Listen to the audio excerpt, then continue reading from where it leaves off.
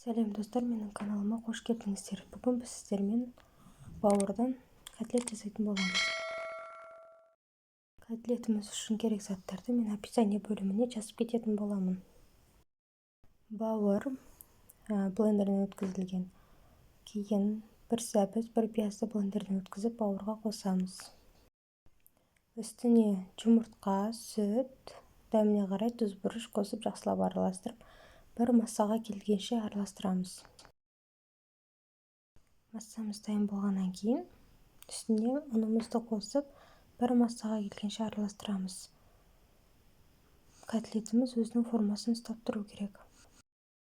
Кейін қызып тұрған майымызға бір қасықтан салып, дөңгелек ет формасын шығарып, екі жағын қызартып қуырып аламыз.